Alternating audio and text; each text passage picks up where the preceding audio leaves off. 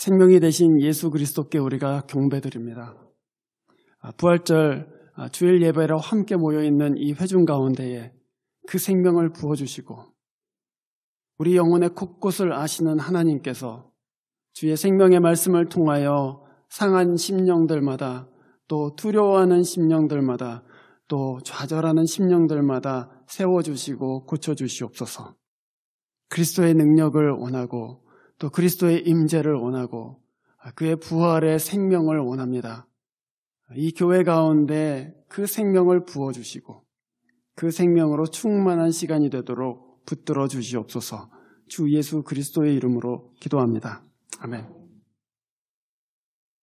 오늘 여러분 이 본문이 여러분이 많이 읽으시는 본문은 아니기 때문에 제가 조금 배경 설명을 해야 될 것 같습니다. 이 본문은 에스겔이라는 사람 선지자인데요. 에스겔이 주전 6세기에 쓴 예언의 말씀입니다. 또 저희들이 읽은 이 본문은 예언자 에스겔이 받은 환상입니다. 기원전 6세기에 이스라엘이 바벨론이라는 나라에 패망하고 수천 마일 떨어진 곳으로 유다의 많은 사람들이 끌려갔습니다. 언어와 풍습이 다른 나라에 살게 되었습니다. 집도 절도 없이 다른 나라에서 이민자로 살게 되는 것이죠. 수천 마일이나 떨어져 있고 나라를 잃어버렸기 때문에 더 이상 우리가 돌아갈 소망도 없고 또 돌아간다 한들 성소도 없고 나라도 없고 아무것도 없는 그런 절망 가운데 있었던 때였습니다. 예루살렘 성전은 바벨론 사람들이 와서 이미 다 휩쓸어 버렸고 하나님께서 약속하신 그 땅은 벌써 잃어버린 지 오래되었습니다. 그런 가운데에 오늘 우리가 본문 읽은 이 성전에서 흘러나오는 물이 사해로 흘러들어가는 그런 환상을 에스겔이 보게 됩니다. 아주 절망적일 때에 이 환상이 임해요. 그리고 그 환상은 믿을 수 없는 회복을 담고 있습니다. 왜냐하면 지금 예루살렘에는 성전이 없기 때문입니다. 이미 다 폐허가 되어 있습니다. 그런데 이 환상 가운데에서는 예루살렘에 성전이 있고 그 성전으로부터 물이 흘러나와서 그 물이 사해로 들어가고 사해가 살아난다. 그런 환상인 것이죠. 하나님의 큰 일은 대부분 사람에게 기대와 소망이 끊어질 때 임합니다. 여러분도 그러시죠? 하나님이 진짜로 이 큰 일을 행하셨다 할 때가 언제였습니까? 우리가 낮은 곳에 있을 때입니다. 우리의 소망이 끊어졌을 때입니다. 우리가 더 이상 해볼 수 있는 때가 아닐 때 하나님께서 우리 인생 가운데 큰 일을 행하시죠. 왜 그렇게 하실까요? 하나님께서 온전히 영광 받으시기에 합당한 순간이 바로 그 순간이기 때문입니다. 우리가 아무것도 할 수 없을 때, 우리에게 소망이 남아있지 않을 때 그때 하나님께서 역사하시고 이것이 하나님께서 하신 일이다 하는 그 증거를 저희들한테 보여주시는 것이죠. 오늘 우리가 다 셀리브레이트 하고 있는 이 부활절, 제자들이 자기의 선생이고 또한 예언자로 생각했던 그 예수 그리스도가 십자가에 몇 시간을 달려서 고생하고 피를 쏟고 물을 다 쏟은 다음에 기진해서 죽는 것을 보았습니다. 그 제자들은 그것을 너무 기가 막히게 봤어요. 어떻게 이럴 수가 있을까? 우리가 이스라엘의 구원이라고 생각했던 이분이 어떻게 저렇게 처참하게 죽을 수가 있나 하고 그것을 너무나도 절망스럽게 생각했습니다. 그래서 다 예루살렘으로부터 떠나가기 시작했습니다. 그런데 예수님께서 그렇게 돌아가시고 사흘 후에 살아나셨습니다. 메시아의 소망, 또 다윗의 나라의 회복, 그것을 이 땅 가운데 임하게 하셨습니다. 무덤에서 일어나셨고 죽음의 권세를 깨뜨리셨고 사망이 더 이상 지배하지 아니하도록 세상의 소망이 되셨습니다. 다 절망했을 때, 이제 메시아도 끝났고 다윗의 나라도 끝났다고 생각했을 때 우리 예수 그리스도께서는 일어나셨습니다. 우리가 2000년 동안 이 부활을 교회에서 함께 즐거워하고 또 기뻐하고 있죠, 여러분. 그런데 오늘 저는 부활의 의미가 다만 우리가 죽은 다음에 다시 살아난다는 그런 아주 개인적이고 그 다음에 사후에 일어날 어떤 일로 축소시켜서는 안 된다고 여러분한테 말씀드리고 싶습니다. 그거는 굉장히 빈약한 부활에 대한 이해입니다. 부활은 우리가 죽은 다음에 다시 살아날 거야, 그것만을 말하지는 않습니다. 또는 한 개인이 살아날 거야 하는 것을 말하지도 않습니다. 오늘 우리가 읽은 이 본문은 구약 성경인데도 불구하고 예수 그리스도의 부활이 도대체 이 온 세상에 어떤 의미를 갖고 있는지를 아주 정확하게 저희들한테 보여줍니다. 에스겔이 본 환상의 내용은 거기에 한 3가지 정도 중요한 지점이 있습니다. 첫 번째, 우리가 이 환상을 보게 되면은 에스겔이 예루살렘에 있는 하나님께서 회복하신 성전에 갔을 때 성전 문에서 물이 솟아오르는 것을 보았습니다. 성전으로부터 물이 흘러나오고 있어요. 그리고 천사가 이 사람을 데리고 1000자 정도 가라. 그러니까 한 쿼터 마일 정도 됩니다. 쿼터 마일 정도 한번 가봐라. 그러고서 그 물을 건너봐라 이렇게 얘기합니다. 그래서 쿼터 마일, 성전으로부터 쿼터 마일을 가서 건너보려고 하니까 한 발목쯤 찰랑찰랑하게 물이 차고 있어요. 그리고 다시 한 쿼터 마일 정도 더 가봐라. 1마일이 떨어진 다음에 보니까 한 무릎까지 정도 차게 됩니다. 그 다음에 다시 쿼터 마일을 가서 보니 허리까지 차고, 그 다음에 2마일을 가서는 더 이상 건널 수 없는 강이 되었다. 이제 그것입니다. 물이 처음엔 많지 않았어요. 근데 가면 갈수록 물이 깊어져서 더 이상 건널 수 없는 큰 강이 그 성전으로부터 흘러나왔다. 그 얘기입니다. 그리고 3번째로 그 강은 결국에는 사해 바다로 들어가게 됩니다. 오늘 우리가 읽은 이 본문 8절에 아라바로 내려갔다 했는데 그 아라바가 바로 사해 바다입니다. 사해 바다로 흘러간 물은 그 사해 바다의 모든 것을 회복시킵니다. 물이 완전히 짠물이었는데 그 물이 성전에서 흘러 들어간 물이 들어가니까 고기들이 살아나기 시작하고 강 양편에 나무들이 쫙 서기 시작하는 것이에요. 나무와 물고기들이 다 살아나고 죽은 것들이 다 살아나게 되는 그런 역사가 일어납니다. 그 환상이 오늘 우리에게 이 그리스도의 부활이 도대체 우리에게 어떤 것인가를 정확하게 보여주고 있습니다. 첫 번째로 이 부활 생명은 하나님의 성전으로부터 시작한다. 그렇게 우리한테 가르칩니다. 성전에서 시작했어요. 이 물이 사해 바다를 살렸는데 이 물은 하나님의 성전에서 나오는 물이었습니다. 신자의 생명이 어디에 있는가? 성전의 주인 되시는 예수 그리스도께 있다. 그 말씀입니다. 성전에 있다고 한 것은 특별히 그 성전에서 예배하는 자들, 그 성전에서 하나님의 얼굴을 찾는 사람들, 그 사람들에게 이 생명이 있다 하는 것을 우리에게 알려줍니다. 그분을 우리 심령에 받아들이지 않으면, 그분의 얼굴을 구하지 않으면 우리에게는 생명이 없고, 그래서 우리 삶에 절망이 가득하고, 우리 삶에 두려움이 가득하고, 우리 삶에 불만이 가득하게 된다. 그런 말씀입니다. 하나님만 생명과 평화를 주시기 때문입니다. 그리스도만 우리에게 생명과 평화를 주십니다. 그런데 여러분, 우리는 지금 신약 성경을 다 알고 있기 때문에 이 성전이 실제로는 건물 성전을 의미하는 것이 아니라는 것을 알고 있습니다. 이 성전은 그리스도께서 세우실 자기의 교회를 의미하는 것입니다. 자기의 몸된 하나님의 백성들 전체를 의미하는 것이죠. 거룩하게 된 신자들, 그 사람들이 그리스도의 얼굴을 찾는 예배 가운데에 있을 때, 그들이 함께 말씀 나눌 때, 그들이 함께 기도할 때에 성전된 교회로부터 하나님의 생명이 흘러나간다. 그 얘기입니다. 그 물이 우리가 하나님을 찾을 때 우리 가운데 흘러가게 됩니다.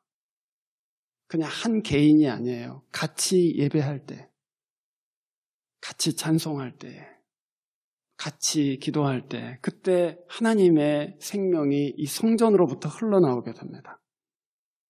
어쩌면 우리는 사해가 되기를 원할 수도 있습니다. 사해, 저도 가보지는 않았지만 사해라는 게 뭡니까, 여러분? 아무것도 없는 바다만 있는 곳입니다. 거기에는 아무것도 자라지 않습니다. 생명이라고는 없습니다. 소금물이기 때문에 물고기도 살지 아니하고 나무도 없습니다. 사해는 마치 그냥 스스로 자족하는 인생과 같은 그런 사람을 의미하죠. 아무와 같이 깊이 교제하고 싶지 않습니다. 또 그것이 좋다고 생각할 수도 있어요. 아무도 나한테 뭐라고 하지 않고 나도 아무한테도 뭐라고 하지 않고 나는 그냥 사해로 지낸 것이 좋다 할 수도 있습니다. 고기가 헤엄치는 거, 막 어부들이 와서 떠드는 거, 나 그런 거 다 싫다. 그냥 나는 사해로 있겠다라고 말할 수도 있습니다. 그러나 그것은 천국의 삶이 아니고 지옥의 삶입니다. 여러분, 술 취해 보신 적이 있으십니까? 술 취한 사람을 보신 적은 있죠, 그렇죠? 네. 술 취하면은 엄한 짓 하잖아요. 막 다른 사람한테 막 못할 말을 막 하기도 하고 어떤 때는 막 토하기도 하고 막 집안을 다 어지르기도 하고 어떤 경우에는 집안에서 오줌을 싸기도 하고 막 그렇습니다.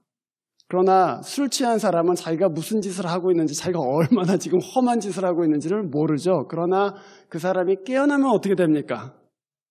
이거 내가 이런 짓을 했나? 그러고서는 그만 놀라게 됩니다. 술 취했을 때는 몰라요. 술 취했을 때는 자기가 무슨 일을 하고 있는지 알지 못합니다. 그리고 그대로 즐거워해요, 사실은. 좋다. 그러나 술이 깬 뒤에는 부끄러워하게 되죠. 이렇게 살면 안 되겠다. 마치 그런 것입니다. 사해로 남기로 작정하면 사해가 좋을 수도 있죠. 그러나 그리스도의 생명이 임하면요. 그때는 진짜 어떻게 그렇게 살았을까? 그렇게 후회하게 되고 부끄럽게 되고 그것이 하나님의 생명이 임할 때 이루어지는 일입니다. 성전에서 생명이 시작된다 그랬어요. 형제와 자매가 함께 모여서 기도하는 자리에 예배하는 자리에 바로 이 자리에 생명이 임한다 그렇게 얘기했습니다. 그러므로 여러분 함께 예배하시기를 바랍니다. 함께 말씀을 나누는 자리에 가십시오. 함께 하나님의 얼굴 구하는 자리에 함께 계세요. 여러분의 형제와 자매들 서로 격려해서 사랑과 선행을 서로 도모하고 그래서 한 교회를 이루어가는 데 하나님의 생명의 물이 거기서부터 흘러나오기 시작합니다. 우리가 가지 모임 하는 이유도 거기에 있습니다. 다 각자 알아서 성경 읽을 수도 있어요. 다 각자 알아서 기도할 수도 있습니다. 그러나 모여서 같이 기도하자. 모여서 같이 성경 읽자. 모여서 같이 나누자 하는 이유가 거기에 있습니다. 우리가 새벽 기도회 하는 이유도 거기에 있습니다. 다 각자 집에서 할 수 있어요. 다 각자 집에서 기도할 수 있습니다. 그러나 우리가 시간을 정해서 같이 모여서 기도하자 하는 이유가 거기에 있습니다. 우리가 굳이 교제할 이유도 거기에 있죠. 두세 사람이 나의 이름으로 모인 곳에는 나도 그들 중에 있느니라. 그렇게 말씀하셨습니다. 모이기를 즐겨하시기를 바랍니다. 그리고 모임 가운데 하나님의 생명이 그 모임 가운데 이루어지기를 기도하시기를 바랍니다. 하나님의 부활의 생명, 그렇게 우리 가운데 시작됩니다. 두 번째로 그 성전에 간 에스겔은 성전 근처에서 물이 금방 늘어나는 것을 보지는 못했습니다.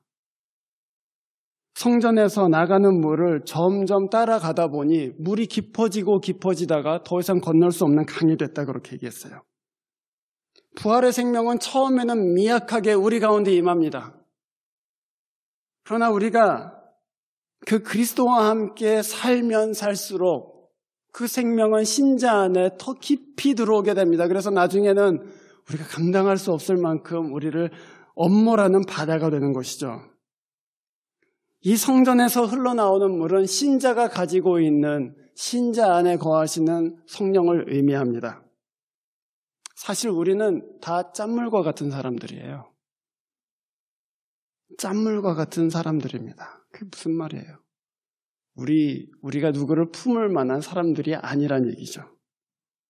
그냥 인색한 그런 인생일 수도 있고 또 다른 사람하고 잘 개덜롱할 수 없는 그런 사람인 것이 우리 인생입니다. 짠물과 같은 사람이었어요, 사실은.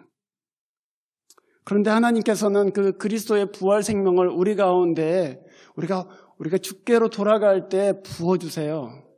그래서 우리가 성전에 있을 때 그 물을 맛보게 돼요. 이 물이 단물이다. 그러고서는 맛본단 말이에요. 그러나 그것이 그 사람을 완전히 그 즉시로 바꾸지는 않습니다. 여러분, 사해로 이 물이 흘러 들어갔습니다. 언제 이 사해가 살아났다고 할 수 있을까요? 이 사해에 물고기가 가득하게 돼갖고 어부들이 막 돌아왔을 때 이 사해가 살았다 이렇게 말할 수는 있겠죠. 그러나 언제 이 사해가 그 생명이 회복되었습니까? 언제 그렇게 시작됐어요? 성전에서 나온 물이 사해로 들어가자마자 이제부터 회복이다 이렇게 말할 수 있어요. 그 짠물은 아직도 그대로 짠물이에요. 아직도 물고기가 돌아오진 않았어요. 아직도 나무들이 잎을 내고 열매를 맺지는 못했습니다. 그러나 그 물은 지금 들어오고 있어요. 신자 안의 생명도 그래요. 우리가 예수 그리스도의 부활의 생명을 우리가 갖고 있다. 기뻐하고 감사하고 그렇죠. 그런데 돌아보면 이 생명이 진짜 우리 가운데 있나? 너무 미미한 거 아닌가 그런 생각이 들 때도 많이 있습니다.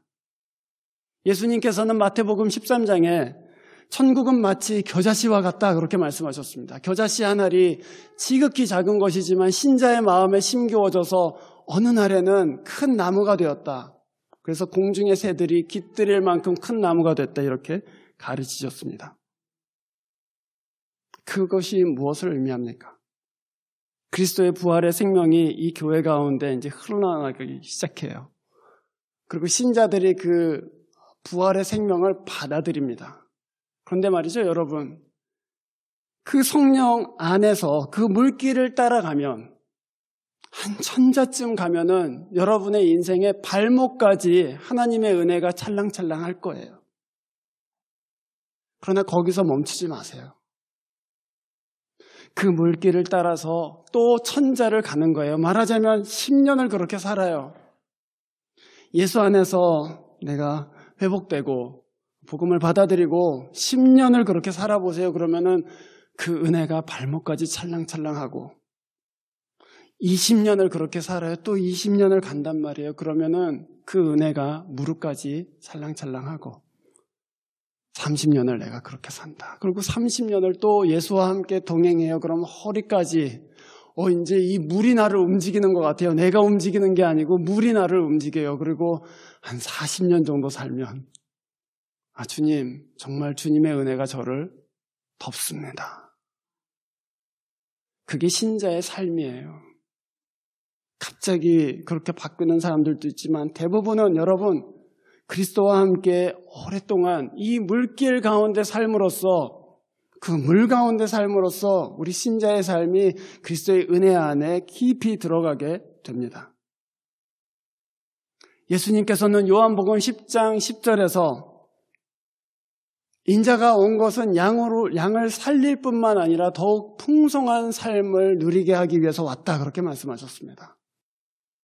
우리가 지금 두려움에 떨 수도 있습니다. 우리가 지금 이 세상의 여러 문제로 인해서 좌절하거나 낙심할 수도 있어요. 그러나 여러분, 이 물길을 따라가세요. 이 성전으로부터 흘러나온 이 물길을 오랫동안 따라가세요. 그냥 조금 맛보다가 좋긴 한데 별로 나한테는 옳지 않는 것 같아. 그러고서는 바꾸지 마세요. 10년을 예수와 함께 걷고 20년을 예수와 함께 걷고 그렇게 해서 여러분은 은혜 가운데로 더 깊이 나아가게 됩니다. 저는 이 본문 읽으면서 그런 질문을 했습니다. 이거 몇천 년 전에 팔레스타인도 아닌 바벨론 땅에서 선포된 환상입니다, 하나님. 이거 오늘 우리가 취할 수 있습니까? 이거 오늘 우리에게 주신 말씀으로 받을 수 있습니까? 그런데 여러분, 이 말씀은요, 모든 신자의 손 안에 들려있고 너희를 위한 약속이다 그렇게 달려있어요. 그래서 이 환상을 우리가 약속으로 받으면 에스겔을 통해서 우리에게 주신 약속이구나 하고 그 약속을 믿으면 그것은 이런 회복을 약속할 뿐만 아니라 이 회복으로 나아가라고 우리를 부릅니다. 성경에 있는 모든 약속은 한편으로는 우리에게 약속이 돼요. 내가 너한테 약속했다 그러고서는 하나님께서 보증해 주세요. 그러나 우리가 약속을 받아들이면, 우리가 믿음으로 그것을 받아들이면 그것은 약속으로만 우리에게 임하지는 않아요. 그것은 우리한테 부르심이 돼요. 내가 약속했으니까 갈 수 있다 이렇게 돼요. 우리가 이 환상을 믿고 이 환상의 말씀을 믿고 하나님 제가 그러면 천자를 주님과 동행하면 발목까지 은혜가 차게 해주시겠습니까? 하나님께서 그 발목까지 차게 해줄 것이다 그러면 어떻게 돼요? 그럼 제가 천자를 걷겠습니다 이렇게 되죠. 주님 제가 20년을 주님과 같이 가면 무릎과 허리까지 차게 해주시겠습니까? 내가 그렇게 하기로 약속한다. 그럼 어떻게 돼요? 그 약속에 우리를 불러요. 갈 수 있다. 그래서 주와 함께 20년을 같이 가는 거예요. 그 약속을 믿으시면 그 약속이 우리를 불러요. 그리고 그 약속이 우리에게 갈 수 있다라고 말씀해 주세요. 그 길을 하나님과 함께 건강하게 걸어가시기를 바랍니다. 그리스도와 함께 오리를 가시고 10리를 가시고 15리를 가시고 하면서 주님의 은혜가 진짜로 우리를 엄몰하는구나 하는 거기까지 가시기를 바랍니다. 세 번째로 성전에서 시작된 이 성령의 생명 또 부활의 생명이 그냥 성전을 채우는 물로 있지 않았습니다. 이게 흘러내려가서는 사해로 들어갔어요. 사해는 아까 말씀드렸다시피 우리 자신을 의미합니다. 우리는 짠물이었는데 이제 그리스도로 인해서 생명이 회복됐다. 우리가 바로 사해이죠. 그러나 우리가 회복되면은 우리는 뭐가 되냐면은 성전이 됩니다. 그리고 우리가 성전이 되면 그 성전으로부터 하나님의 아들 예수 그리스도 부활 생명이 그 성전으로부터 흘러나오게 되죠. 그 물은 다시 다른 사해로 흘러들어가게 됩니다. 그 사해는 성전된 우리에게는 우리 이웃들과 사회를 의미합니다. 주님께서는 이 사해의 물을 다 퍼낸 다음에 거기다가 단물을 넣으시지를 않았습니다. 오히려 이미 있는 그 짠 소금물 덩어리인 그 사해에 물을 계속해서 공급하심으로 그 바다를 고치셨습니다. 바울은 고린도전서 15장 53절과 54절에 죽임이 생명에게 삼키운 바 된다. 또 썩을 것이 썩지 않을 것을 입는다 그렇게 얘기했어요. 부활 생명이 우리한테 임한다는 것이 바로 그런 것입니다. 우리에게 있던 생명이 없어지고 그 다음에 하나님의 생명이 들어오는 것이 아닙니다. 우리는 다 썩어질 사람들이에요. 우리는 다 부도덕하고 정결하지 못하고 짠물과 같은 사람들이지만 그것이 없어지고 들어오는 것이 아닙니다.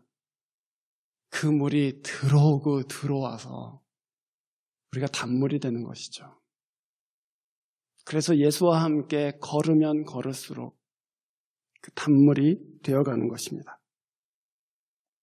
이 물은 신자의 모임인 성전으로 시작해서 사해로 들어갑니다. 그리스도께서는 그 부활을 우리에게 주시고 죽은 다음에는 니네들이 살아날 것이다 이렇게 말씀하시지 않았습니다. 살았다. 그리고 살 것이다 이렇게 말씀하셨죠. 이 성전된 우리에게 이 생명이 임하여 이 생명이 흘러나가기 시작하면 오늘 여러분이 보시는 본문 8절과 9절에 있는 것처럼 물이 바다로 흘러들어가면 죽은 물이 살아날 것이다. 이 물이 흘러들어가면 물이 닿는 모든 것마다 살아날 것입니다. 9절 마지막에도 이렇게 되어 있습니다. 강물이 흘러가는 곳이면 어디에서나 모든 것이 살 것이다. 고린도전서 15장에서 바울은 다시금 이렇게 얘기합니다. 첫사람인 아담은 산영이 되었지만 마지막 아담인 그리스도께서는 살리는 영이 되셨다. 우리는 예수 만나기 전에는 그냥 살아있는 영이었습니다. 그냥 리빙 소울이었어요. 그런데 예수를 만나면 라이프 기빙 스피릿이 됩니다. 생명을 주는 영이 돼요. 그것이 오늘 본문이 의미하는 거예요. 신자의 모임 가운데 그리스도의 생명이 임하여 그 모임으로부터 그 생명이 흘러들어가요. 그리고 생명이 흘러들어가는 곳마다 그 생명이 만지는 사람마다 회복되기 시작해요. 그래서 우리는 이 생명을 가지고 그냥 죽은 후에 살겠구나 이렇게 생각하는 게 아니고 이 생명으로 하여금 흘러가게 하는 거예요. 그게 하나님께서 우리에게 주신 약속이자 동시에 부르심이죠. 그래서 우리는 사해로 흘러가는 거예요, 사실은. 그냥 이 물을 교회 안에다 가두어 놓고 오라고 하는 것이 아닙니다. 이 생명은 교회 밖으로 흘러 들어가게 돼 있어요. 그리고 사해와 같은 사람들. 나도 아는데 나도 옛날에 짠물이었어. 그러고서는 그 짠물된 사람들에게 접촉해요. 교제합니다. 인바이트해요. 그리스도의 펠로우십 안으로 들어오라고 같이 밥 먹고 초대하고 말씀 나누고 하면서 그 사람들의 생명이 이 생명의 물 가운데 노출되게 됩니다. 그리고 그 물이 계속해서 흘러 들어갈 때 사해와 같았던 우리 이웃들이 점점 하나님 앞으로 돌아오게 되는 역사가 일어납니다. 물론 우리는 그 물 자체는 아니에요. 우리는 말하자면 물길과 같은 존재들이에요. 사해로 가는 물길과 같아요. 우리에게 생명이 있지는 않습니다. 우리가 접촉한다고 해서 그 사람이 우리의 능력으로 살아나는 것은 아니죠. 그러나 그 물은 물길이 필요합니다. 사해로 갈 물길이 필요해요. 그것이 바로 우리 신자된 우리가 하는 역할입니다. 주님, 우리 가운데 생명을 주셨습니다. 이 생명이 흘러나가도록 저희들이 물길이 되겠습니다. 그래서 사해로 여러분의 물길을 트시는 것입니다. 교회는 절대로 교회의 담 안에 머물러 있지 않습니다. 부활의 생명을 우리가 지금 셀리브레이트 하고 있어요. 예수님께서 살아나셨다. 그런데 그 생명은 여러분만을 위한 생명이 아닙니다.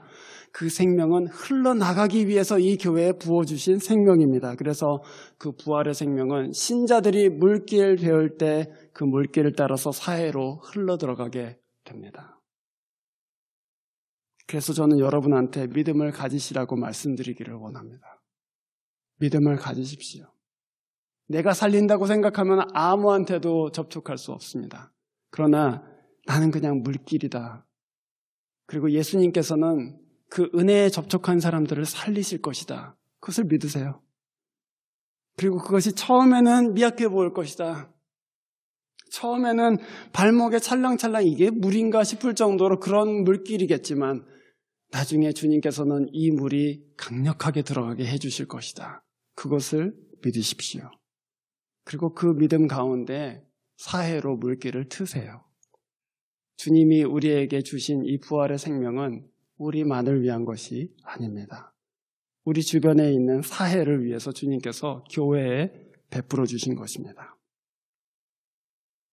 우리 교회는 만민의 기도하는 집이 되자는 그런 비전을 갖고 있습니다.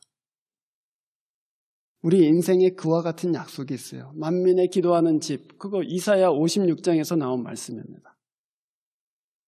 주님이 교회에 대해서 품고 계시는 생각도 동일합니다. 만민의 기도하는 집이 될 것이다. 그래야만 된다 그렇게 얘기했어요. 우리 인생에 그 약속이 있다면 내가 갈 수 있는 거예요. 주님이 약속하셨기 때문에 구할 수 있는 거예요. 주님이 약속하셨기 때문에 이 교회가 그렇게 될 거라고 우리가 일할 수 있는 거예요. 이 약속을 마음에 품으시기를 바랍니다. 자기 자신을 위해서, 교회를 위해서, 그리고 온 세상을 위해서 이와 같은 하나님의 약속이 이 땅 가운데 임할 것이다. 그것을 믿으시기를 바랍니다. 저는 이 교회가 만민의 기도하는 집 되기를 정말로 원합니다. 하나님의 참 성전 되기를 원합니다. 우리가 짓는 교회는 건물이 아니라 진짜 만민이 기도하는 집 되기를 원해요. 그리고 그것을 저는 믿습니다. 오늘 그리스도의 부활 생명이 이 하나님의 집에 가득하게 되기를 저는 바랍니다. 또 각 가정이 가장 작은 단위잖아요. 믿는 사람의 가장 작은 단위입니다. 각 가정이 하나님의 성전이 돼서 그를 예배하고 부르짖는 가정 되기를 바랍니다. 시작은 미약할 것입니다. 그러나 갈수록 풍성한 생명 가운데 있는 가정이 되기를, 또 교회가 되기를, 그리고 특별히 이 웨이코에 있는 만민의 기도하는 집 되는 웨이코 한인교회 되기를 주의 이름으로 축원합니다. 기도하겠습니다. 주님, 이 생명은 저희들에게 부어져서 짠물과 같았던 우리들을 생명으로 바꾸시고 또한 우리 가운데에서 더 넘쳐 흘러서 이 세상의 여러 사해와 같은 사람들에게로 흘러갈 줄을 믿습니다. 이 교회를 사용해 주시고 저희 자신을 사용해 주시고 하나님의 생명이 성전으로부터 흘러나가서 모든 죽은 영들, 모든 죽은 사람들과 실망하는 사람들, 좌절 가운데 있는 사람들에게 부활의 생명을 증거할 수 있도록 도와주시옵소서. 주 예수 그리스도 이름으로 기도합니다. 아멘.